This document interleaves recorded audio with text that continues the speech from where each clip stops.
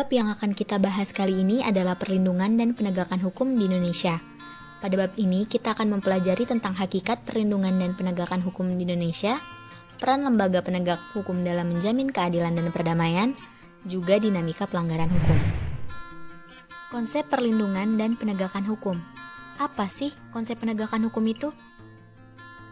Menurut Andi Hamzah, perlindungan hukum dimaknai sebagai daya upaya yang dilakukan secara sadar oleh setiap orang maupun lembaga pemerintah dan swasta, yang tujuannya untuk mengusahakan pengamanan, penguasaan, dan pemenuhan kesejahteraan hidup sesuai dengan hak-hak asasi yang ada. Ada pula Simajuntak mengartikan perlindungan hukum sebagai segala upaya pemerintah untuk menjamin adanya kepastian hukum serta memberi perlindungan kepada warganya agar hak-haknya sebagai seorang warga negara tidak dilanggar, dan bagi yang melanggarnya akan dapat dikenakan sanksi sesuai peraturan yang berlaku. Tentunya, perlindungan hukum memiliki unsur-unsur. Unsur yang pertama yaitu adanya perlindungan dari pemerintah kepada warganya. Yang kedua, jaminan kepastian hukum. Yang ketiga, berkaitan dengan hak-hak warga negara. Dan yang keempat, adanya sanksi hukuman bagi pihak yang melanggarnya. Perlindungan dan penegakan hukum itu penting gak sih? Tentu. Ada hal-hal yang dapat terwujudnya dari perlindungan dan penegakan hukum. 3 di antaranya adalah tegaknya keadilan, mewujudkan perdamaian dalam kehidupan di masyarakat, dan tegaknya supremasi hukum. Ada pula faktor-faktor yang mempengaruhi proses perlindungan dan penegakan hukum. Apa aja sih faktor-faktornya? Yang pertama, ada hukum itu sendiri. Undang-undang yang dibuat tidak boleh bertentangan dengan ideologi negara. Yang kedua, ada penegak hukum, pihak-pihak yang secara langsung terlibat dalam penegakan hukum. Yang ketiga, masyarakat. Masyarakat lingkungan di mana hukum tersebut berlaku atau diterapkan. Yang keempat, sarana atau fasilitas yang mendukung penegakan hukum. Ketersediaan sarana dan fasilitas yang memadai merupakan keseharusan bagi keberhasilan penegak hukum. Dan yang terakhir, kebudayaan. Hasil karya, cipta, dan rasa yang didasarkan pada karya manusia dalam pergaulan hidup. Beralih ke peran lembaga penegak hukum dalam menjamin keadilan dan perdamaian. Yang pertama ada Kepolisian Republik Indonesia, atau yang biasa kita singkat Polri. Lembaga negara ini berperan dalam memelihara keamanan dan ketertiban masyarakat, menegakkan hukum, serta memberikan perlindungan, pengayoman, dan pelayanan kepada masyarakat dalam rangka terpeliharanya keamanan dalam negeri. Undang-undang yang membahas tentang Polri yaitu Pasal 16 Undang-Undang RI Nomor 2 Tahun 2002. 2. Peran Kejaksaan Republik Indonesia. Kejaksaan Republik Indonesia yaitu lembaga negara yang melaksanakan kekuasaan negara, khususnya di bidang penuntutan. Kejaksaan sebagai salah satu lembaga penegak hukum dituntut untuk lebih berperan dalam menegakkan supremasi hukum, perlindungan kepentingan umum, penegakan hak asasi manusia, serta pemberantasan korupsi, kolusi, dan nepotisme. Undang-undang yang membahas tentang Kejaksaan Republik Indonesia yaitu Undang-Undang Republik Indonesia Nomor 16 Tahun 2004. Adapun tugas dan wewenang kejaksaan itu dibedakan menjadi 3 macam. A. Di bidang pidana. Tugas dan wewenangnya diantaranya 1. Melakukan tuntutan, 2. Melaksanakan penetapan hakim dan putusan pengadilan yang telah memperoleh kekuatan hukum tetap, 3. Melakukan pengawasan terhadap pelaksanaan putusan pidana. B. Di bidang ketertiban dan ketentuan umum. Tugas dan wewenangnya diantaranya 1. Peningkatan kesadaran hukum masyarakat, 2. Pengamanan kebijakan penegakan hukum, 3. Pengawasan peredaran barang cetakan, 4. Pengawasan aliran kepercayaan yang dapat membahayakan masyarakat dan negara. C. Di bidang perdata dan tata usaha negara. Tugas dan wewenangnya diantaranya 1. Kejaksaan dengan kuasa khusus dapat bertindak baik di dalam maupun di luar pengadilan untuk dan atas nama negara atau pemerintah. 3. Peran hakim sebagai pelaksana kekuasaan kehakiman. Hakim adalah pejabat peradilan negara yang diberi wewenang oleh undang-undang untuk mengadili.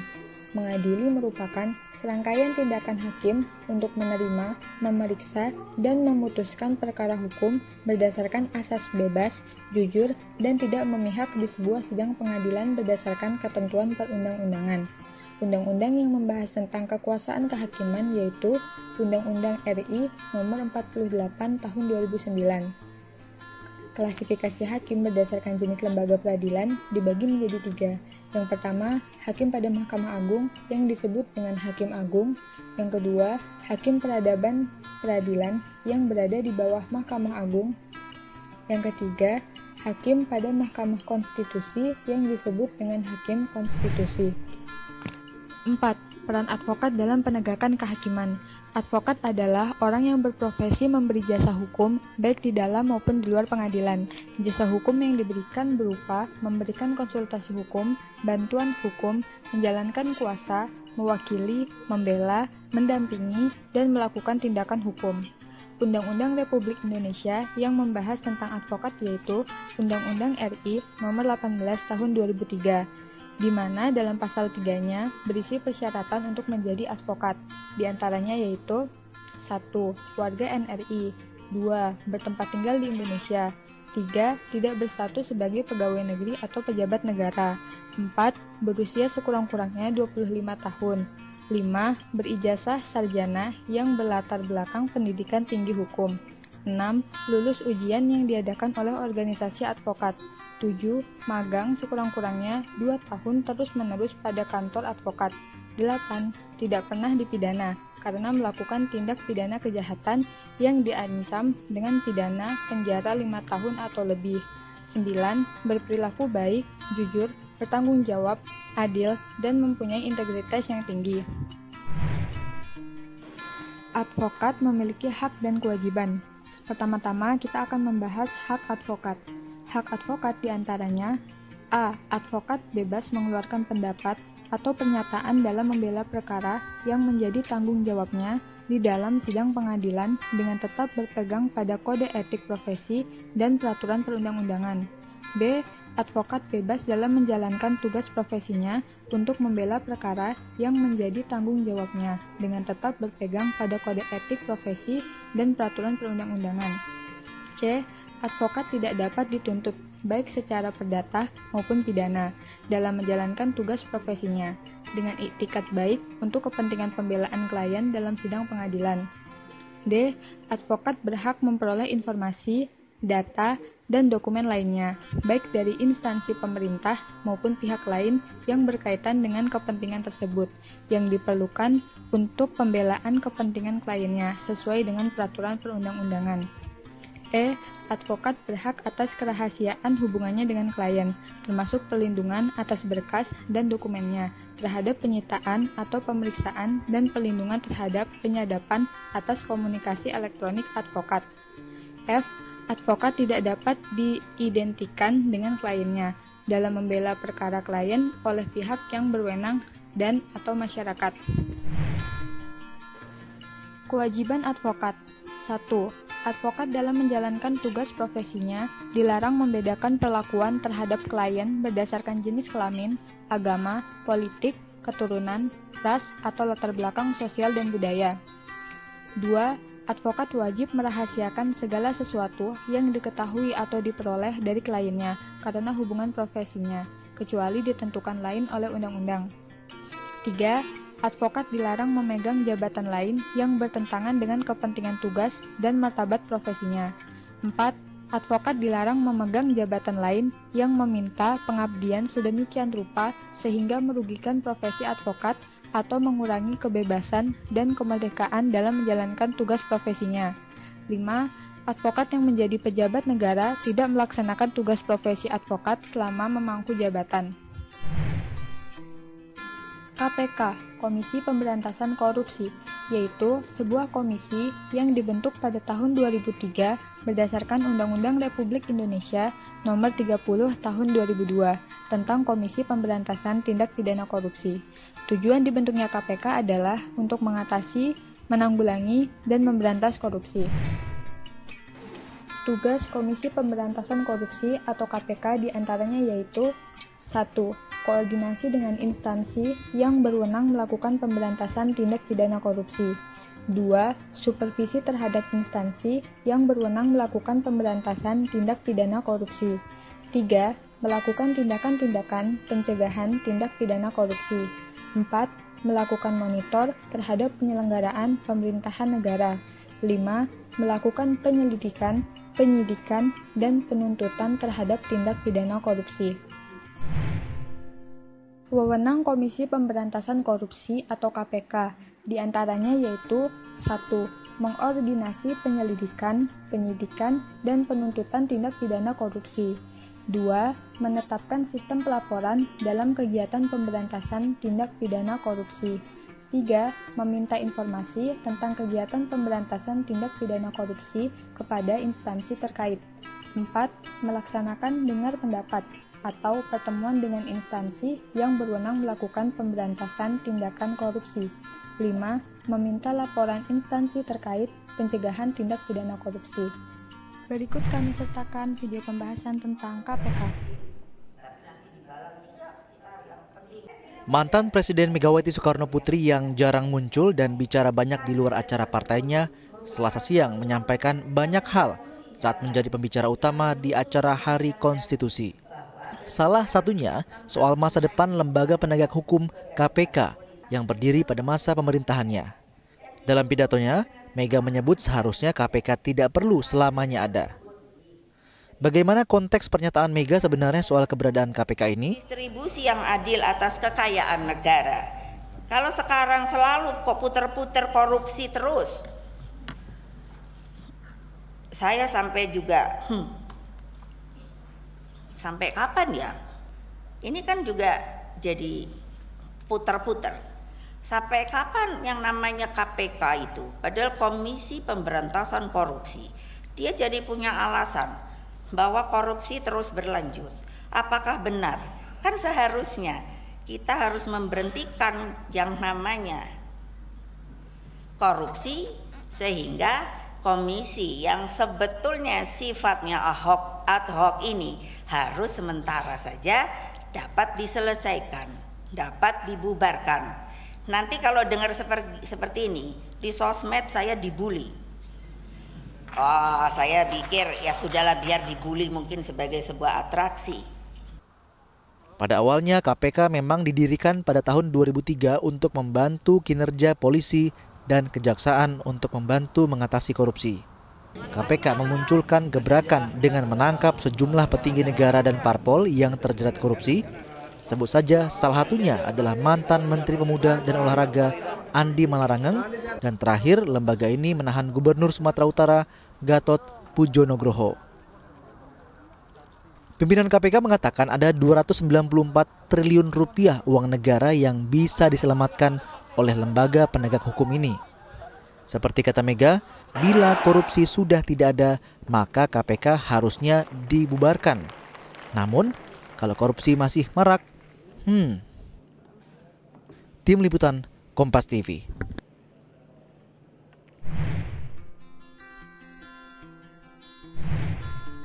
Dinamika pelanggaran hukum, di mana pelanggaran hukum disebut juga dengan perbuatan melawan hukum, yaitu tindakan seseorang yang tidak sesuai atau bertentangan dengan aturan-aturan yang berlaku. Pelanggaran hukum merupakan bentuk ketidakpatuhan terhadap hukum dan disebabkan oleh dua hal, yaitu yang pertama, pelanggaran hukum oleh si pelanggar sudah dianggap sebagai kebiasaan, dan yang kedua, hukum yang berlaku sudah tidak sesuai lagi dengan tuntutan kehidupan. Pelanggaran terhadap ketentuan hukum pada hakikatnya merupakan pelanggaran terhadap yang pertama aturan agama, yang kedua dasar negara, yang ketiga konstitusi negara, dan yang keempat norma-norma sosial lainnya. Kemudian ada berbagai pelanggaran hukum, yang pertama ada di lingkungan keluarga, kedua ada di lingkungan sekolah, yang ketiga ada di lingkungan berbangsa dan bernegara, dan keempat ada di lingkungan masyarakat. Kemudian ada video tentang pelanggaran hukum di kehidupan sehari-hari.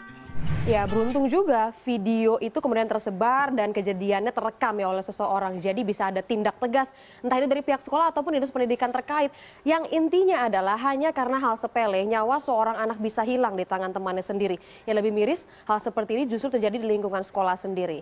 Hak anak untuk mendapatkan pengawasan pun terabaikan. Seperti yang tadi ya, viral di mana-mana video sedang duel kembali menggegerkan dunia pendidikan.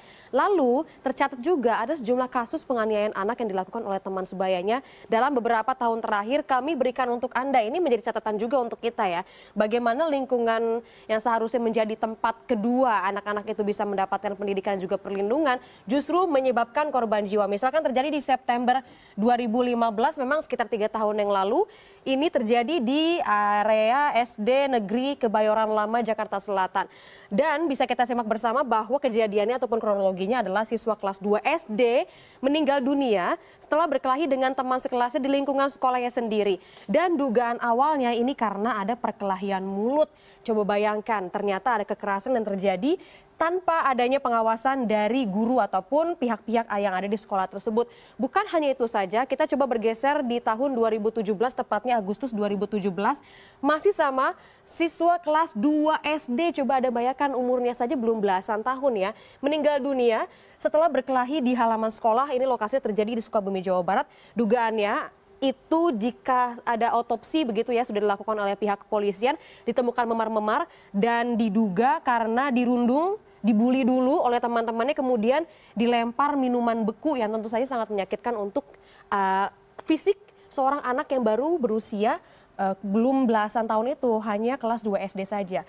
Selanjutnya di November 2017, masih di tahun yang sama, ini terjadi di Bandung, Jawa Barat.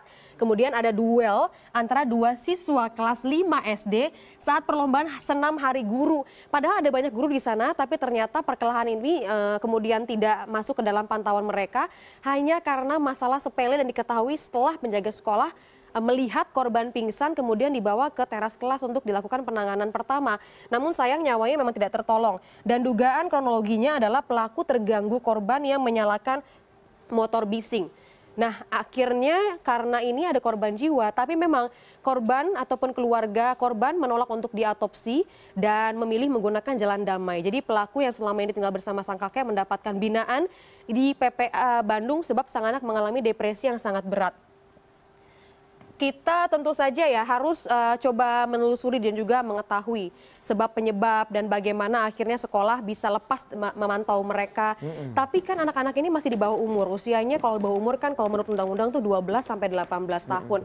Tentu ada hak dan kewajiban orang tua juga. Jadi tidak semua diserahkan ke sekolah, tidak semua diserahkan ke guru ya. Yang mengkhawatirkan justru malah di antara mereka ini karena pesan-pesan di media sosial mungkin, atau mungkin informasi-informasi yang belum harusnya mereka terima. Di Bogor beberapa waktu yang lalu Wali Kota Bogor sempat menyidak jual beli senjata tajam di kalangan anak SMP dan anak SMA. Ada celurit, ada senjata tajam yang lainnya yang sangat berbahaya dan sangat tidak. Kemudian lanjut ke bagian berikutnya, ada macam-macam sanksi pelanggaran hukum. Yang pertama ada aspek agama.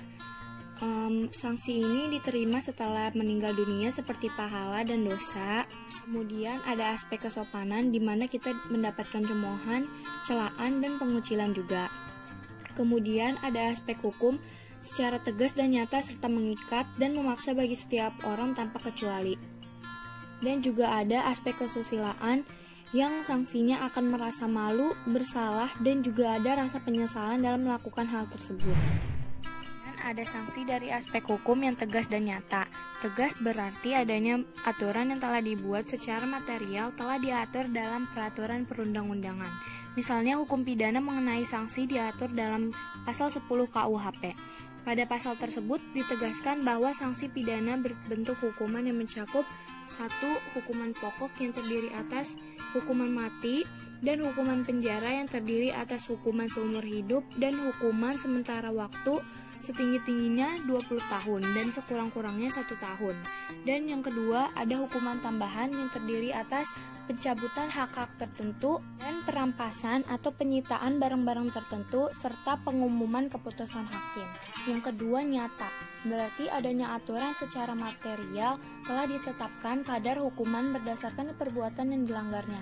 Contohnya pada pasal 338 KUHP menyebutkan barang siapa sengaja merampas nyawa orang lain diancam karena pembunuhan dengan pidana penjara paling lama 15 tahun. Kemudian yang terakhir ada partisipasi perlindungan pelanggaran hukum. Yang pertama ada di lingkungan rumah, kedua ada di lingkungan sekolah, yang ketiga ada di lingkungan masyarakat, dan yang keempat ada di lingkungan berbangsa dan bernegara. Sekian dari kelompok kami, kurang lebihnya mohon maaf. Wassalamualaikum warahmatullahi wabarakatuh.